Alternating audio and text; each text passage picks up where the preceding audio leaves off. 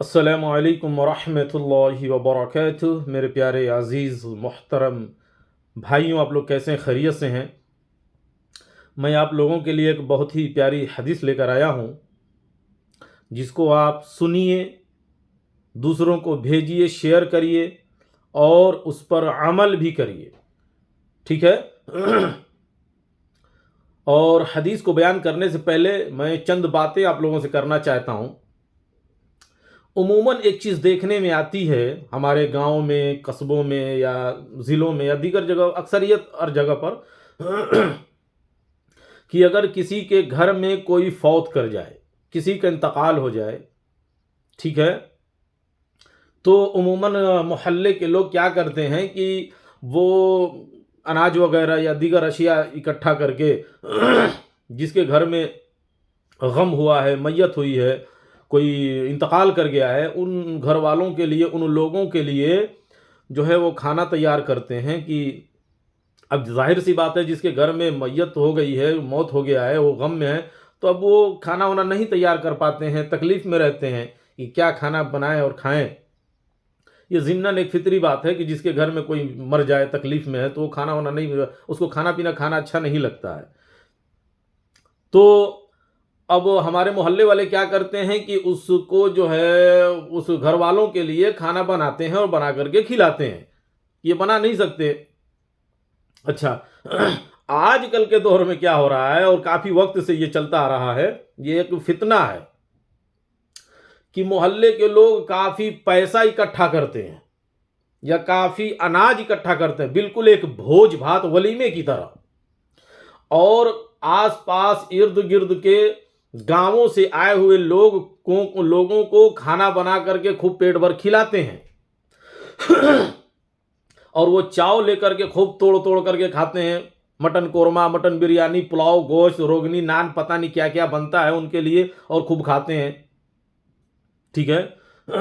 जबकि होना ये चाहिए कि वो अपने घर से खा पी करके चले हैं। अच्छा, मोहल्ले वाले का भी गलती है, पूरा दबा करके सबके लिए खाना बनाते हैं। खाना उसके लिए बनाना है, किसके लिए? जिसके घर में इंतकाल हुआ है, फौत कर गया है, कोई मर गया है जिसके घर में, वो लोग खाना नहीं बना सकते। इसलिए मोहल्ले का कोई घर, एक घर जो है वो खाना बना कर 2 4 5 आदमी का जो उसके घर में है उसको खिला दे। ये है असल चीज़। पड़ोसी का हक भी अदा हो जाएगा कि हमारे पड़ोस में जो है इंतकाल हुआ है, हम अपना हक अदा करें। यह आपके ऊपर हक है क्योंकि आप पड़ोसी हैं। लेकिन अब पूरे मोहल्ले को भी खिलाइए, आस पड़ोस गांव के जितने लोग आए हुए हैं उनको भी खिलाइए। वो अलग बात हो कि कोई बहुत दूर से आया है, भूखा प्यासा है, उसको आप खिलाते हैं, तो ये अलग बात है। लेकिन अब पूरे गांव वालों को खिलाओ, आसपास जितने मौत जो है वो मैयत में शामिल हुए हैं, मिट्टी देने आए हैं, जनाजे के लिए आए हैं, सबको खिलाओ। ये सब गलत है। ठीक है?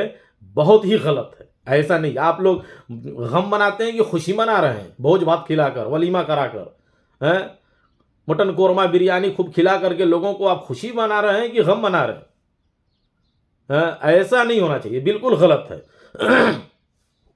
तो हम आप लोगों के लिए एक हदीस लेकर आए हैं। सैयदा अस्मा बिनत अमीस रज़ियल्लाहु तआला अन्हा फरमाती हैं कि सैयदना जाफ़र रज़ियल्लाहु तआला अन्हु शहीद हुए तो रसूलुल्लाह सल्लल्लाहु अलैहि वसल्लम अपने घर वालों के पास तशरीफ़ ले गए। रसूलुल्लाह सल्लल्लाहु अलैहि वसल्लम अपने घर वालों के पास तशरीफ़ ले गए और फरमाया, क्या?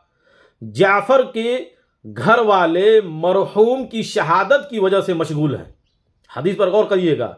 जाफ़र के घर वाले मरहूम की, यानी जाफ़र जो रज़ियल्लाहु तआला अन्हु शहीद हुए थे उनके बारे में, कि मरहूम की शहादत की वजह से मशगूल हैं। ठीक है? यानी वो खाना पीना नहीं बना पा, जो है खाना वगैरह नहीं बना पा रहे हैं।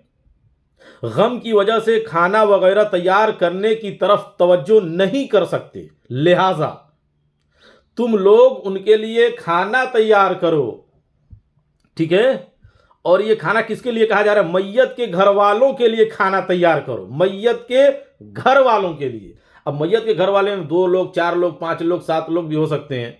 تو میت کے گھر والوں کے لیے کھانا تیار کرنا چاہیے، نہ کہ پورے گاؤں ایریا کیریات کے جتنے لوگ شامل ہوں سب کے لیے کھانا تیار کرنا ہے۔ اس سے ایک بات اور بھی سمجھ میں آ گئی کہ اگر کوئی گھر میں مر جاتا ہے، اس کے لیے اگر کوئی پاس پڑوس کا آدمی کھانا بناتا ہے، اور اگر آپ بہت دور دراز سے آئے ہیں، ٹولہ محلہ کے نہیں ہے کہ پہنچ کے کھا لے اپنے گھر کو چھوڑ کر کہ اچھا کھانا بنا ہے چلو پیٹ لو، ٹھیک ہے، اگر آپ دور دراز سے آئے ہوئے ہیں تو اگر آپ کے لیے وہ کھانا آپ کے سامنے حاضر کر دیا جائے کہ لیجیے آپ بھی کھا لیجیے، بھوکے ہوں گے، دور سے آئے ہیں تھک کر جو ہے، تو آپ کھا سکتے ہیں، اس میں کوئی کراہت نہیں ہے، کوئی کراہیت نہیں ہے، بالکل کھا سکتے ہیں۔ لوگوں نے بھاتی کا کھانا ہے نہیں کھانا چاہیے، یہ سب فضول اور فرضی باتیں ہیں، ایک دم کھا سکتے ہیں، لیکن اگر آپ آس پاس کے ہیں تو کھا کر کے آئیے۔ پڑوسیوں جس کے گھر میں انتقال ہوا ہے اس کے پڑوس میں جو لوگ بنا کر کھلا رہے ہیں ان کے اوپر بھار مت بن جائیے جا کر کے ہم بھی کھائیں گے ہم بھی کھائیں گے ہم بھی کھائیں گے، اور پوچھے نہ تو بیٹھ کر زبردستی کھائیں گے۔ ان سب چیزوں سے پرہیز کریے، ٹھیک ہے۔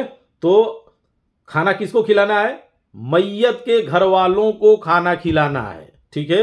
اللہ کے رسول صلی اللہ علیہ وسلم اپنے گھر جا کر اپنے گھر والوں سے کہے کہ جعفر کے گھر والوں کے لیے کھانا تیار کرو۔